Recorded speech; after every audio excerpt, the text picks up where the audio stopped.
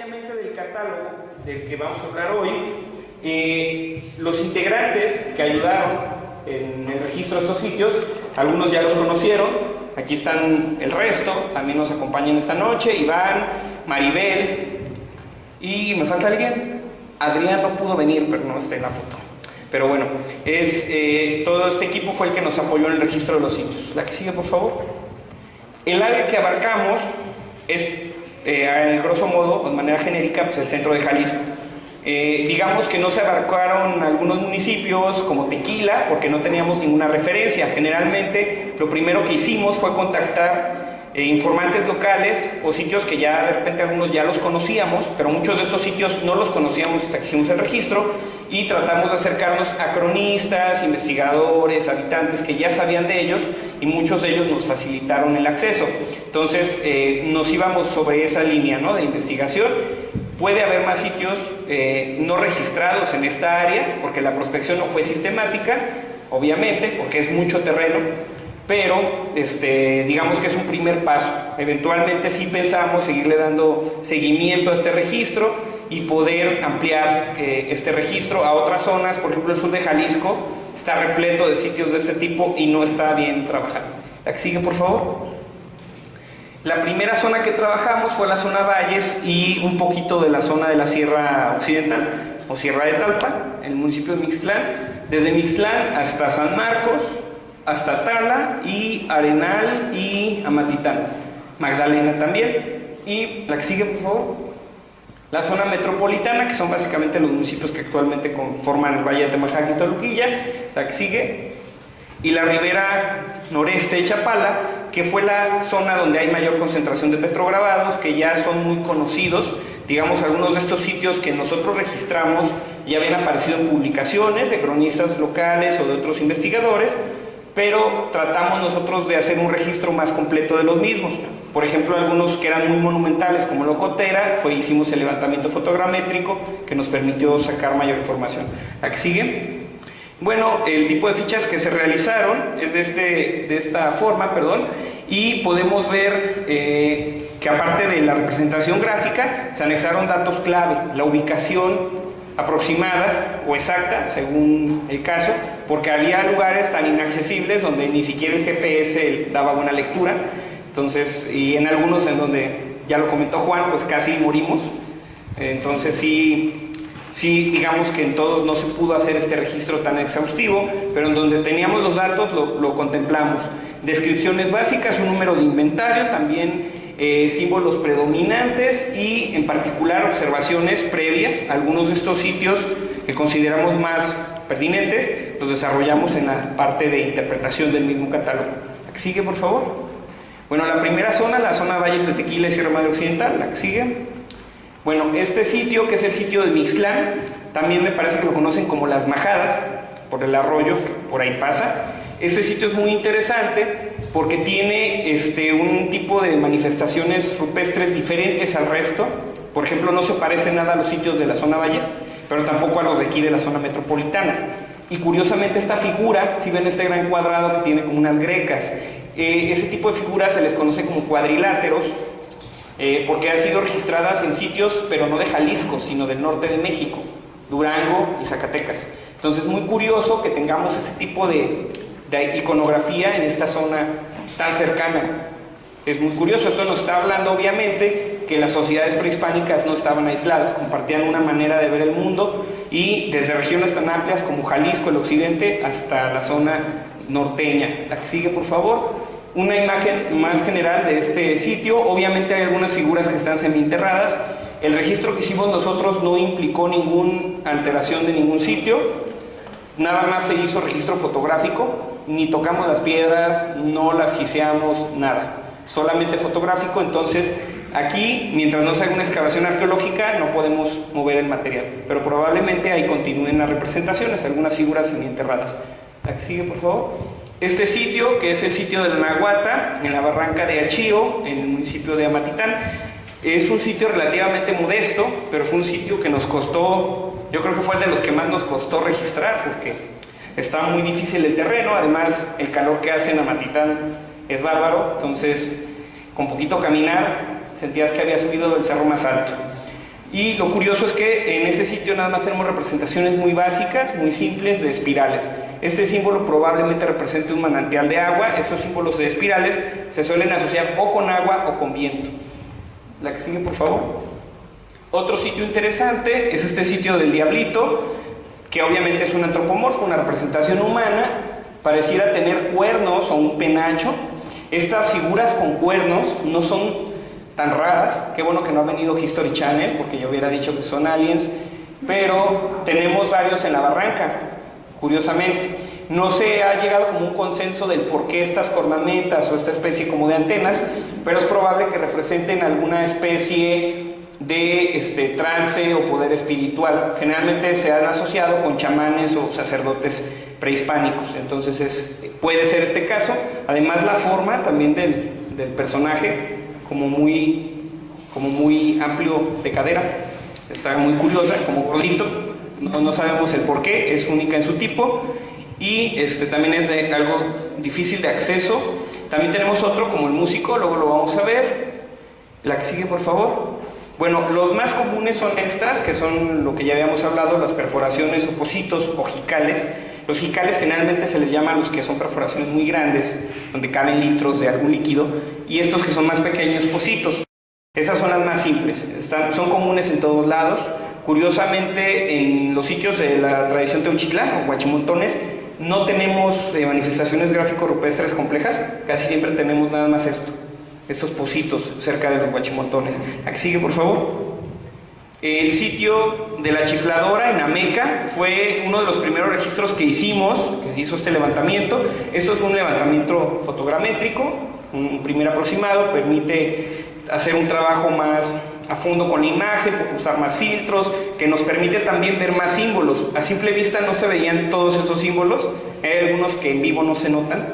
Entonces fue por eso muy importante, fue como el parteaguas, donde hicimos, digamos, el cáliz, a ver si funcionaba la metodología, y funcionó, y por eso ya lo aplicamos en otros sitios. La que sigue, por favor. Bueno, un poco de la interpretación iconográfica, más a detalle obviamente viene el catálogo. Vemos dos grandes círculos al centro, y uno de ellos parece ser una representación de una Xicoatl. La Xicoatl era una deidad o una representación abstracta de los rayos del sol. La serpiente de fuego significa literalmente. Entonces se suele asociar con el momento en el que el sol fertiliza, los rayos del sol fertilizan la tierra. Entonces es el momento en donde la serpiente, que es la tierra, se junta con el fuego, que es el sol. Por eso el nombre de la serpiente de fuego. Y también es muy conocida porque fue el arma con la que Huitzilopochtli mató a sus hermanos y a Coyolxauhqui cuando nació en la mitología mexica. Pero es un símbolo panmesoamericano, lo hallamos en varias partes de Mesoamérica, por eso no es tan raro encontrarlo en el occidente. Lo curioso que es el único caso de una Xicoatl registrado en Jalisco, es muy curioso. Tenemos otra representación en la parte de atrás que podría ser un jaguar, y también tenemos otra imagen, podría ser un sol, una imagen solar, que tendría mucho sentido si tenemos una serpiente de fuego a un lado, y otra representación que podría ser el movimiento de dos astros, como la que está a un lado del círculo más grande. La que sigue, por favor. Bueno, esta figura fue muy curioso cómo se rescató. Realmente estaba abandonada detrás de una mampara en la Casa de Cultura de Magdalena. ¿Por qué? Porque las administraciones pasadas de Magdalena no la habían tomado en serio este tema de rescatar el poco patrimonio arqueológico que había en sus instalaciones. Afortunadamente el director del museo y de la Casa de Cultura nos contactó y pudimos hacer el registro. Fue muy curioso porque nadie la había visto.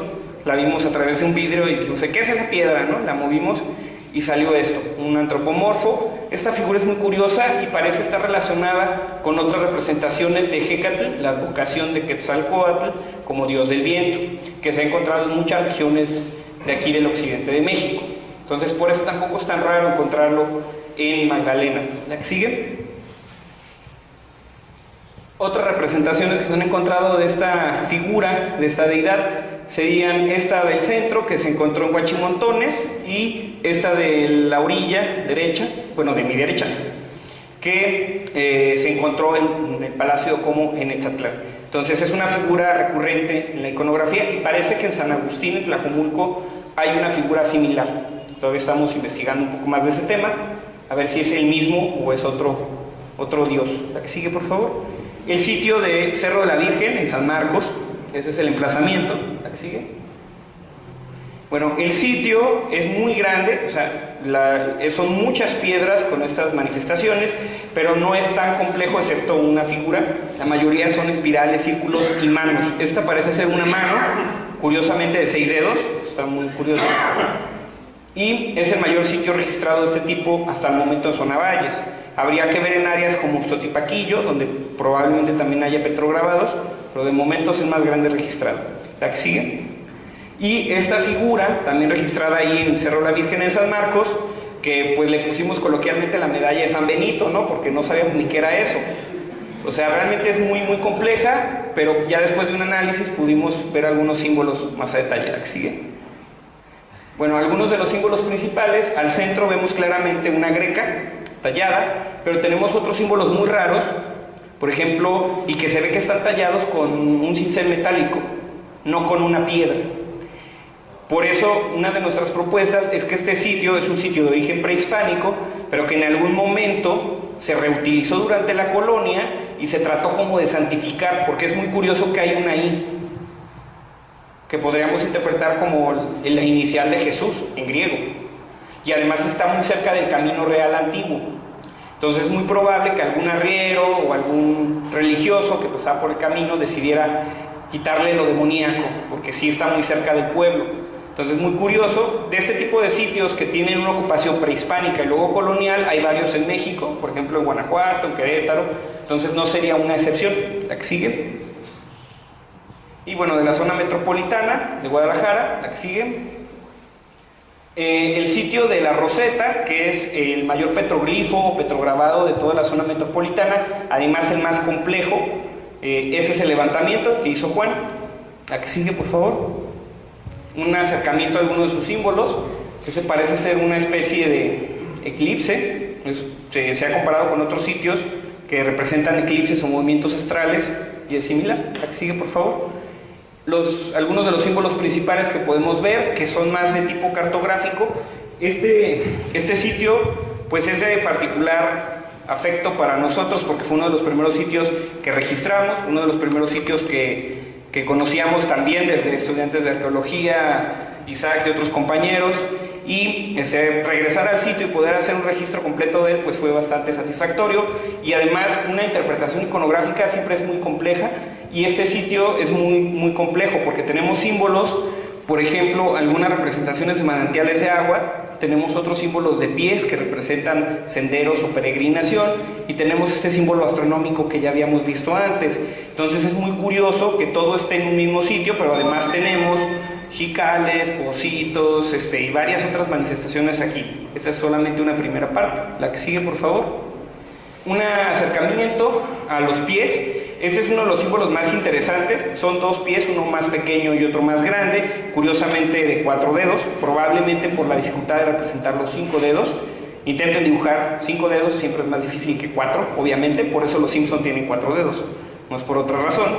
Y lo curioso es que este símbolo es universal. En todo Mesoamérica representa camino, representa un camino, lo podemos ver en todos los códices mesoamericanos. Y eso nos está indicando que la gente que vivía en San Agustín, que se sabe que era la etnia Coca, tenía una visión del mundo muy similar a otros grupos de Mesoamérica. Entonces es un primer dato importante.